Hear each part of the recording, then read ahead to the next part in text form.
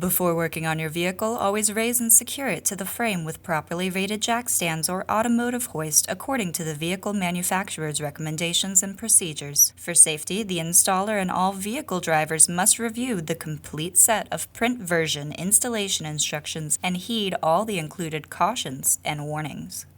Today, we're working on a 2014 Ford F-150 and will be installing 2-inch rear lift block and U-bolt kit.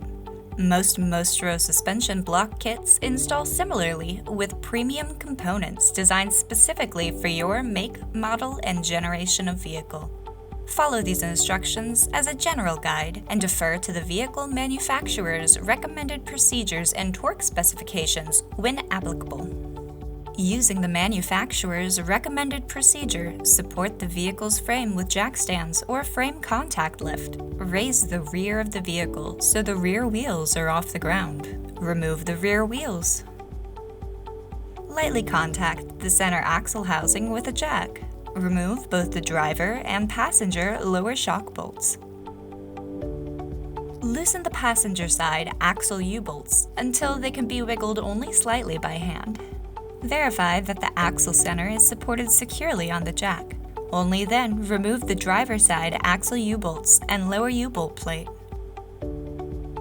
Lower the jack slowly, allowing the driver's side axle spring pad to drop away from the leaf spring pad.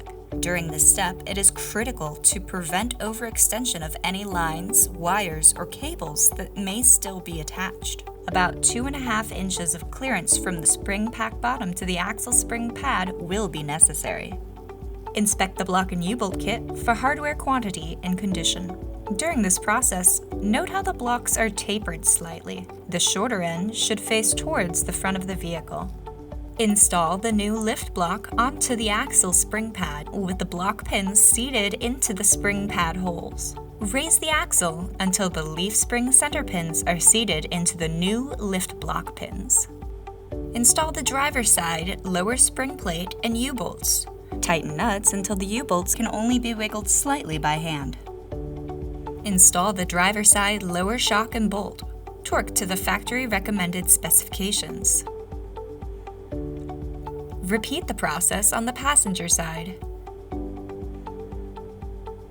After completion of both the driver and passenger side, torque all U-bolts in a cross pattern, torquing evenly from 30 foot-pounds to 60 foot-pounds and final torque of 100 foot-pounds. The U-bolts supplied are longer than stock to accommodate several different manufacturer model options and will have extra threading at the ends. These can stay at an extended length as is, or can be trimmed to length after installation is complete. Install the rear wheels. Torque to the factory recommended specifications, or aftermarket brand specifications if equipped. Remove all jack stands and lower vehicle to the ground. Before test driving, check for the proper function of the emergency brake and brake pedal. If there is any difference from their safe function, you must inspect, diagnose, and fix any issues before proceeding.